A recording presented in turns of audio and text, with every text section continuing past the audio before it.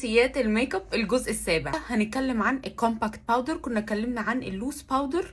هنتكلم دلوقتي عن الكومباكت باودر وايه الفرق وايه اللي احنا نستناه منها. طبعا اكبر فرق بين الكومباكت باودر واللوز باودر انها باودر مضغوطه وبتدي تغطيه، وده اللي بيميز الكومباكت باودر. كمان ينفع ان احنا نستخدمها لوحدها بعد البرايمر وتدينا افكت الفاونديشن لان هي تغطيتها عاليه، وكمان بتحسن من التكستشر وبتدي فيلفت فينش للبشره. لقوا منها انواع في البشرات الجافه وفي كمان البشرات الدهنيه انها بتطفي لمعه الوش، وفي حاجات اتش دي انها بتدي تنوير وبتخلي الميك اب شكله بروفيشنال اكتر. ممكن نستخدمها ببرش او بسبونج مبلوله او بباف زي دي. نستخدمها بسبونج مبلوله بتدينا كفرج حلوه جدا، وكمان بتغرق كده في البشرات فبتدي فينش بروفيشنال جدا جدا. بالباف سبونج بتدينا تغطية أعلى وبتدينا كمان تنوير، سواء تستخدميها بقى تحت العين أو تعدلي بيها كونتور الأنف. تستخدميها بفرشة